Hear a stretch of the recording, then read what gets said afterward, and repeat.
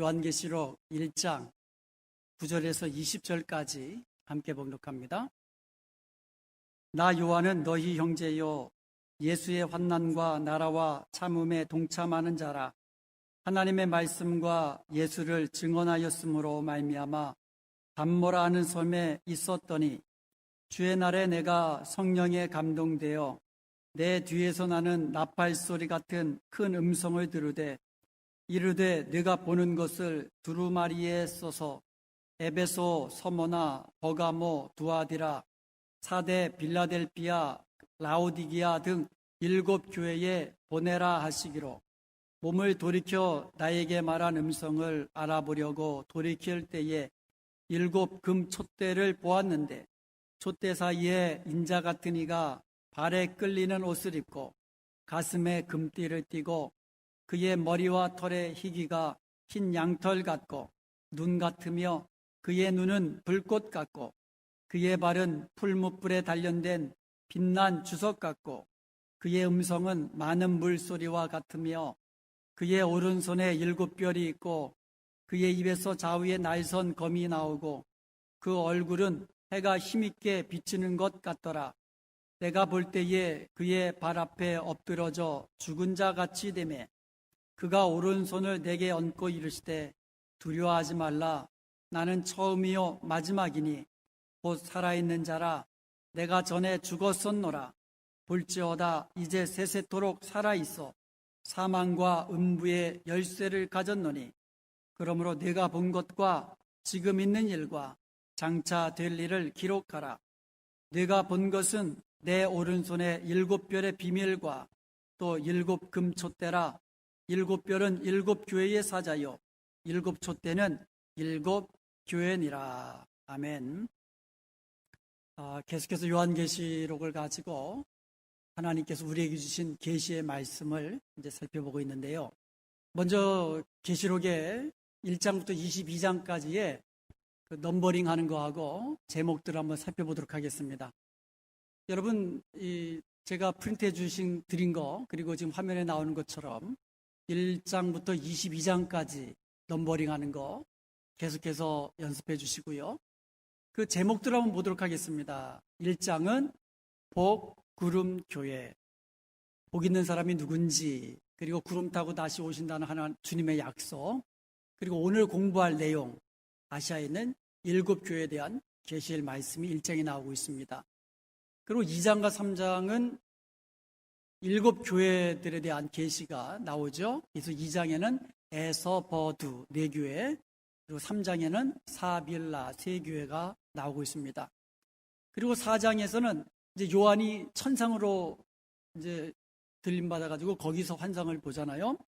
보좌에 계신 하나님의 환상을 보게 됩니다.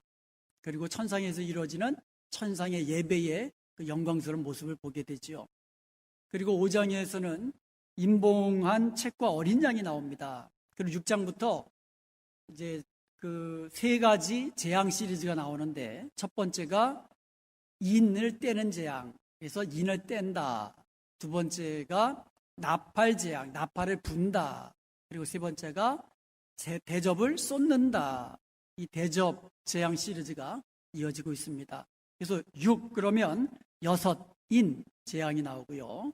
그리고 재앙이 심해지니까 누가 구원받을 수 있느냐? 그래서 7장에서는 인침받은 14만 4천이 나오고 있습니다. 그리고 이어서 8 그러면 나팔 재앙 1, 4가 나오고요. 9장에서는 나팔 재앙 5, 6이 나옵니다. 그리고 10장에서는 작은 두루마리에 대한 내용이 나오고 11장에서는 두 증인이 나옵니다. 그리고 12, 13, 14 꼭지점 이 3개가요. 그 12는 여자와 용에 대한 환상. 용은 이제 사탄을 이제 상징하죠. 그리고 13에는 두 짐승, 그리고 666 이제 표에 대한 것이 13장에 나오고, 이와 같은 이 사탄의 세력의 핍박과 박해에 살아남을 자, 누가 살아남느냐? 똑같은 질문이 나오죠. 그래서 14장에는 14만 4천의 성도, 그리고 마지막 추수에 대한 그와 같은 내용이 나옵니다. 그리고 15장부터는 이제 박스, 4박스거든요. 15, 16, 17, 18. 그래서 그 일곱 대접 재앙이 이제 준비가 나옵니다. 15장에서는. 그 16장에서는 대접 재앙이 시작이 되고요. 그리고 17장이 큰 음녀 환상, 그리고 18장이 큰 바벨론이 멸망하는 그와 같은 내용이 나오고요. 그리고 십자가를 중심으로 해가지고 19 어린 양 혼인잔치가 나오고 20장 천년왕국이 나오고 21장에서 새하늘과 새 땅과 새 예루살렘이 나오고 마지막 22장에서 천국의 생활에 대해서 나오고 있습니다. 자, 그러면 오늘은 1장에서도 그 마지막 부분 교회에 관한 부분에 대해서 이제 살펴보도록 하겠습니다. 자, 그럼 먼저 9장을 한번 보겠습니다. 9장을 보면 나 요한은 너희 형제요 예수의 환난과 나라와 참음에 동참하는 자라. 하나님의 말씀과 예수를 증언하였으므로 말미암아 반모라는 섬에 있었더니 여기에 보면 사도 요한이 자기를 소개하고 있습니다. 뭐라고 소개하고 있냐면 나 요한은 너희 형제요 동참하는 자라. 이 두 가지 말로 자기를 소개하고 있습니다. 이 형제와 동참하는 자는 똑같은 정관사 더 하나, 이 더라는 하나의 정관사로 묶여져 있습니다. 그러니까는 너희의 형제이면서 너희와 동참하는 자라 이거예요. 자, 그러면 무엇에 동참하냐면 예수의 환난과 나라와 참음에 동참하는 자라. 예수의라는 말은요, 우리말로 하면 예수 안에서라는 뜻이에요. In Jesus라는 뜻입니다. 그러므로 환난과 나라와 참음이 예수님 안에서 이루어졌다는 것을 알 수가 있어요. 특별히 여기서 나라라는 말은 통치권을 의미하는 거예요. 메시아적 통치, 주님의 통치를 의미하는 겁니다. 그래서 성경에 보면 나라라고 할 때는요, 어떤 영토를 의미하는 것이 아니라 어떤 통치권, 주권, 이와 같은 것이 행사되는 주님의 통치, 메시아적 통치를 나라라 이렇게 이야기하고 있습니다. 사도 요한뿐만 아니라 모든 사도들, 아시아에 있는 7교회들은요, 뭐라고 묘하라고 있습니까? 형제요. 주 안에서 한 형제라고 이야기하고 있는 겁니다. 그리고 또 하나, 예수의 환난과 나라와 참음에 동참하는 자라 이렇게 말하고 있어요. 사도 요한뿐만 아니라 아시아 7교회뿐만 아니라 우리 교회, 우리 성도들 모두 한 형제요. 또한 예수님의 환난과 나라와 참음에 동참하는 자인 것을 우리는 기억해야 될 것입니다. 그래서 환난, 예수님 안에서 우리가 받는 환난, 예수님의 이름 때문에 당하는 고난, 우리는 기뻐하고 즐거워야 될 줄로 믿습니다. 왜냐하면 이 천국에서 우리의 상이 크기 때문인 것입니다. 그리고 예수님 안에서의 나라, 즉 나 자신은요, 예수님의 통치를 받으며 예수님의 말씀에 순종하는 삶을 살아야 하는 거죠. 그리고 예수님의 그 통치, 주님의 통치가 이루어지는 하나님 나라가 땅끝까지 확장되는 일을 위해서 우리 더욱더 이 사명을 충성스럽게 감당해야 될 줄로 믿습니다. 그리고 이 참음에도 동참해야 되거든요. 우리 예수 믿는 사람들은 잘 참는 자가 되어야 됩니다. 사랑에 대해서 설명하면서 사랑은 오래 참고, 사랑은 모든 것을 참고, 사랑은 끝까지 참는다 그랬거든요. 그래서 우리가 예수님을 사랑한다면 예수님 때문에 우리는 끝까지 오래, 그리고 무엇이든지 참는 자가 되어야 될 줄로 믿습니다. 교회를 위해서도 마찬가지고, 우리가 사랑하는 이 사람들을 위해서도 마찬가지고, 우리가 예수님 안에서 참는 자, 믿음으로 참는 자가 되어야 될 줄로 믿습니다. 예수님도 이런 삶을 사셨어요. 예수의 환난과 나라와 참음이라고 했거든요. 그러니까 예수님 스스로도 이 환난 가운데서 믿음으로 참으셨고요. 그리고 하나님 나라를 위해서 이 땅에 오셨고요. 하나님 나라를 이루셨고요. 또 하나님 나라가 땅끝까지 확산되는 이 일을 위해서 본인이 직접 그 일을 감당하셨고요. 또 사도들과 바로 우리 교회에게 그런 사명을 위임해 주신 것입니다. 그러므로 주님 다시 오시는 그날까지 예수님의 환난과 또 나라와 참음에 동참하는 저와 여러분이 되시기를 주님의 이름으로 축복합니다. 이제 반모섬이라는 곳이 나옵니다. 이 반모섬의 사도 요한이 거기서 요한계시록을 받았는데요. 반모섬은 지중해에 있는 수많은 섬들 가운데 하나예요. 특별히 지중해 가운데서도요, 그리스와 소아시아와 크레테 섬으로 둘러싸인 곳을 에게해라고 그랬거든요. 그 에게해에 위치하고 있습니다. 반모섬은. 거리상으로는 터키하고 훨씬 가까운데요. 그렇지만 영토는 그리스의 영토에 속해 있습니다. 반모섬은요, 에베소에서 남쪽으로 약 70km 정도 떨어져 있는데요. 남북이 17km, 그리고 동서가 9km 넓이의 아주 조그마한 섬이에요. 크지 않은 섬입니다. 그런데 이 섬은요, 바위와 화산으로 덮여 있어요. 그러니까 어떻게 보면 바위섬이에요. 로마 시대의 정치범들을요, 반모섬으로 유배를 보냅니다. 그러면 거기에 있는 채석장에서 아주 강제 노역에 시달려야만 했습니다. 사도 요한이 이 반모섬으로 유배당한 거예요. 유배당한 이유가 뭡니까? 9절에 보니까 하나님의 말씀과 예수를 증언하였으므로, 하나님의 말씀을 전하다가 예수 그리스도의 십자가의 복음을 증거하다가 잡혀가지고 반모섬에 유배를 당한 겁니다. 그때의 황제가 도미티안 황제입니다. 이 도미티안 황제는요, 자기가 신이요 주다 이렇게 주장했던 사람이에요. God and Lord, 스스로 자기가 하나님이다, 자기가 주다 이렇게 주장하면서 황제 숭배를 강요한 그런 인물입니다. 그랬다가 그가 AD 96년 9월에 이제 암살을 당합니다. 그가 암살당하고 죽자 사도 요한은 그때 풀려나가지고 에베소로 가게 됩니다. 그래서 반모섬에 있었던 기간은 AD 95년경부터 AD 96년 9월 이후, 그래서 약 18개월 정도 되는 그 기간 동안에 반모섬에서 유배 생활을 했던 것입니다. 거기서 계시를 받은 거예요. 10절을 한번 보겠습니다. 함께 10절을 보겠습니다.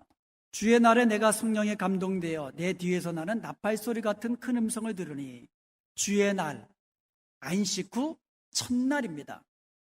구약의 안식일이 사도시대부터 안식일 다음 날, 즉 주의 날, 주일을 지켜나갔다라는 것을 우리가 알 수가 있는 그런 구절입니다. 성령에 감동되어, 이 성령에 감동되다라는 말은 뭐 성령 충만받았다 그런 의미가 아니에요. 성령 안에 있었다라는 뜻이에요. I was in spirit. 나는 성령 안에 있었다라는 뜻이에요. 그래서 성령으로 말미암아 어떻게 보면 황홀한 상태, 환상 중에 있는 그런 상태에서 계시를 받은 것, 이런 것을 우리가 알 수가 있고요. 사도 요한은 자기 뒤에서 나팔 소리와 같은 큰 음성을 들었습니다. 나팔 소리가 아니에요. 나팔 소리와 같은 큰 음성을 들은 겁니다. 자, 그 음성이 11절입니다. 자, 11절에 보면 사도 요한이 들은 큰 음성이 나옵니다. 네가 보는 것을 두루마리에 써서 에베소, 서머나, 버가모, 두아디아, 사데, 빌라델피아, 라오디게아 등 7교회에 보내라. 그 그림은 지도를 한번 보겠습니다. 지도를 보시면 아시아의, 그러니까 소아시아를 말하는 겁니다. 소아시아에 있는 7교회가 있는데 그 7교회에다가 지금 보는 것, 지금 보여주고 있거든요. 주님께서 이 사도 요한에게 보여주시는데 아시아에 있는 7교회에 그 본 것을 기록해서 보내라 이렇게 되어 있습니다. 소아시아 지역의 저 7교회, 그 에서버두, 사빌라 이 7교회가 저렇게 모여 있는 것을 우리가 볼 수가 있습니다. 그러면서 12절부터 16절까지 요한이 환상을 보는데 계시해 주시는 그리스도에 대한 환상을 봅니다. 자, 그리스도에 대한 환상의 모습이 12절부터 보이는데요. 한번 12절 보겠습니다. 몸을 돌이켜 나에게 말한 음성을 알아보려고 돌이킬 때에, 그러니까 뒤에서 나팔 소리와 같은 큰 성이 나니까 뒤돌아본 겁니다. 도대체 누가 이렇게 큰 음성을 하나 뒤돌아봤더니 거기에 누가 계시느냐? 7 금촛대가 보이면서 그 7 금촛대 사이에 인자 같은 이가 계셨던 겁니다. 그러면서 발에 끌리는 옷을 입고 가슴에 금띠를 띠고 그 머리와 털의 희기가 하얗고 그의 눈은 불꽃 같고 그의 발은 풀무불에 단련된 빛난 주석 같고 그의 음성은 많은 물소리 같고 그의 오른손에는 7별이 있고 그의 입에는 좌우에 날성검이 나오고 그의 얼굴에 해같이 빛나는 이와 같은 그리스도에 대한 환상을 보게 됩니다. 자, 요한이 본 그리스도에 대한 설명이 그 뒤에 나옵니다. 그리스도에 대한 설명의 가장 핵심은 뭐냐면 7 금촛대에 인자 같은 이가 계시고 그리고 그의 오른손에는 7별이 있다. 이게 요한이 본 그리스도에 대한 환상의 핵심적인 내용입니다. 여기 보면 인자 같은 이라고 해요. 인자 같은 이. 인자 같은 이는 다니엘서 7장 13절과 14절에 나오는 그런 같은 내용이거든요. 결국 그곳에는 메시아 예언입니다. 인자 같은 이는 메시아를 지칭하고 있습니다. 예수님이 이 땅에 계실 때에 스스로를 인자라고 지칭하셨습니다.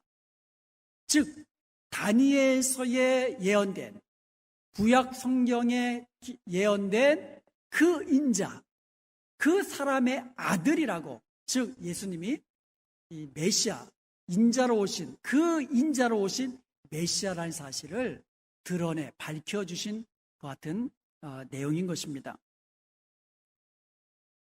계시록은요 상징적인 것이 굉장히 많이 나옵니다.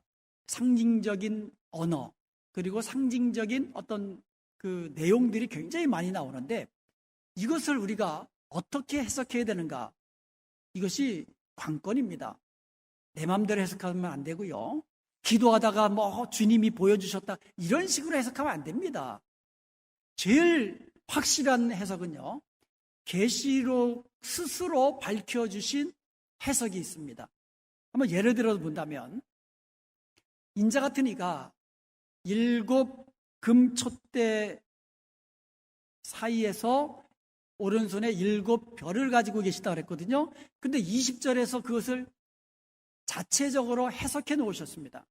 해석해 주셨습니다. 그래서 7별은 7 교회의 사자들이고 7 금촛대는 7 교회다. 이렇게 분명하게 해석해 주셨습니다. 그래서 계시록에서 설명해 주신 이 해석은 아주 확실한 해석이에요.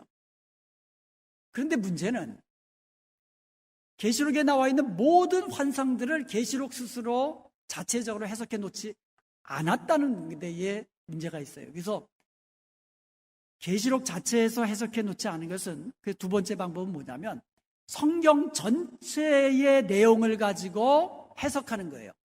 그러니까 성경 전체의 내용과 일맥상통한 그와 같은 것이 있다면 그것은 그렇게 해석할 수 있는 거예요.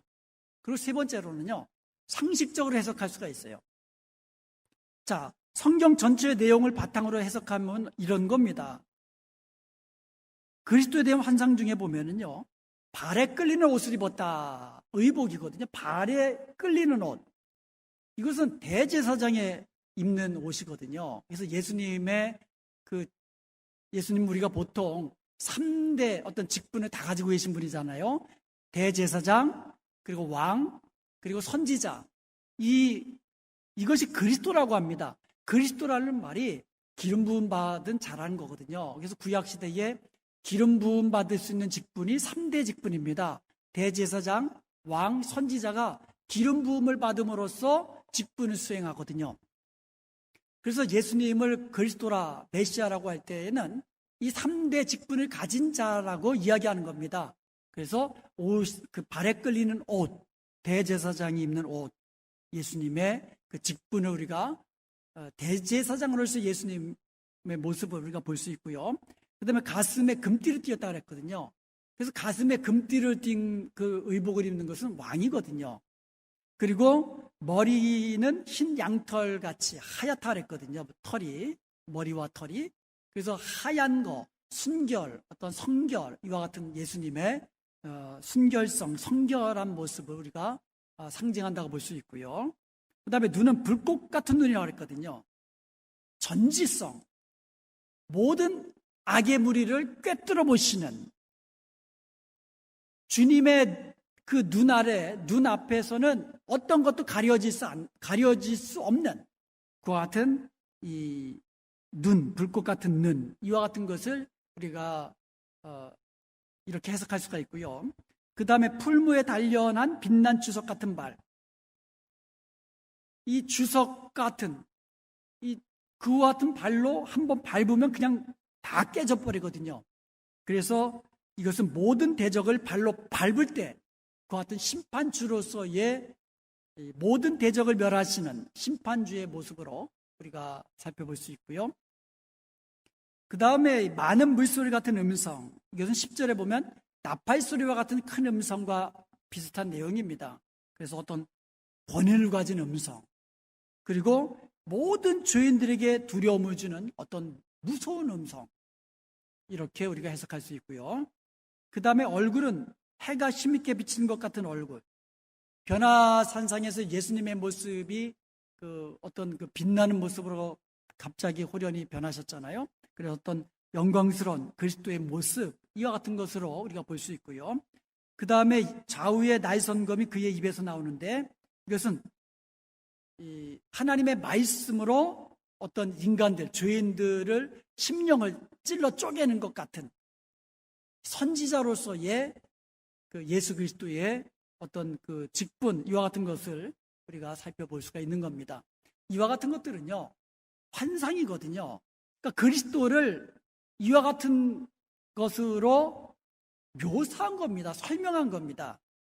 예수님이 뭐 입에서 좌우에 날선 검이 입에서 진짜 나오는 그런 것이 아니고, 이렇게 우리가 성경 전체를 통해서 예수님이 어떠한 분인가를 우리가 이렇게 해석할 수가 있는 것입니다. 그리고 16절부터 18절까지 보면은요, 예수 그리스도의 어떤 주권적인 모습이 선포되고 있습니다. 16절에 보면 그의 오른손에 7별이 있고, 주님의 오른손에 7별을 가지고 있다는 얘기죠. 그 얘기는 뭡니까? 교회의 주권은 그리스도께 있다. 이것을 우리가 알 수가 있고요.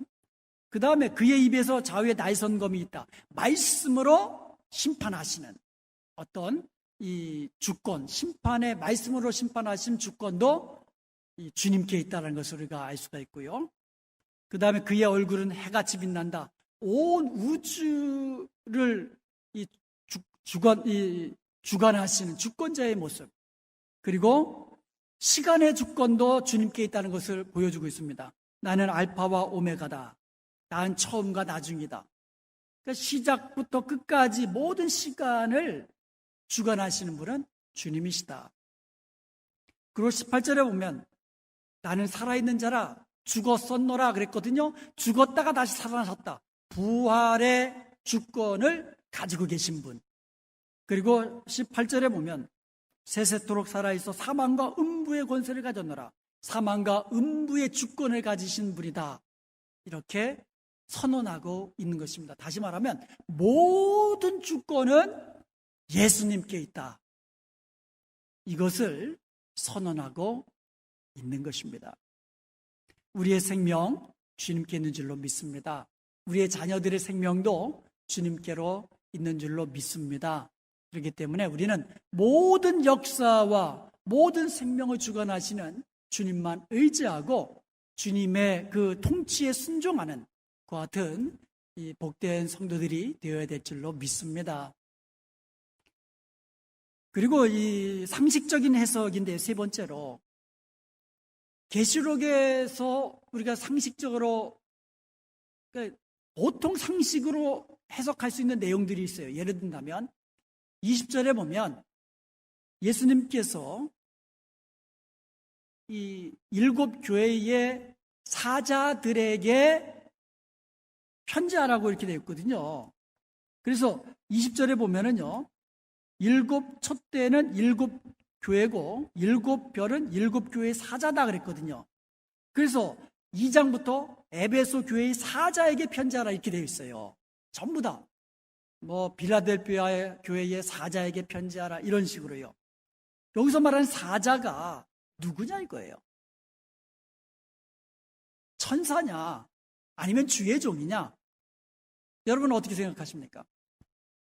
영어 성경에 보면 angels 이렇게 번역이 됐고 우리 개역개정 성경에는 사자다 이렇게 번역해 놓았는데요. 여기서 사자들이라고 할 때는요, 앙겔로스라고 합니다. 헬라어로. 이 말의 뜻은 메신저 그리고 엔젤 이 두 가지로 다 해석이 가능합니다. 다시 말하면 사자로도 해석이 가능하고 천사로도 해석이 가능한 단어예요. 자, 그러면 천사로 해석해야 될 것이냐 주의 사자로 해석해야 될 것이냐 상식적인 거예요. 이렇게 한번 질문해 보시면 됩니다. 에베소 교회의 천사들에게 편지하는 것이 가능하냐? 에베소 교회의 천사에게 편지합니까? 이건 말이 안 되거든요. 그러면 1차적으로 상식적으로 해석할 때에는요, 사자로 해석해야 되겠죠. 그러니까 에베소 교회의 사자, 에베소 교회의 이 사자에게 편지하라. 이것이 상식적으로 맞는 거죠.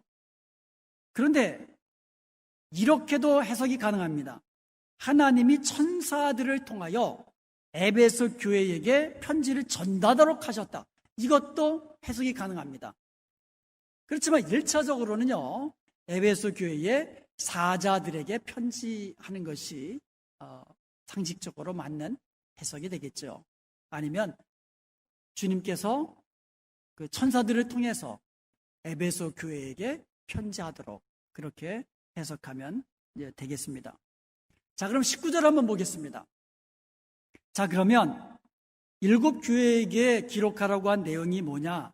19절. 그러므로 네가 본 것과 지금 있는 일과 장차 될 일을 기록하라. 네가 본 것. 네가 본 것을 기록하는데, 자, 네가 본 것이 뭡니까? 지금 사도 요한이 무엇을 보았습니까?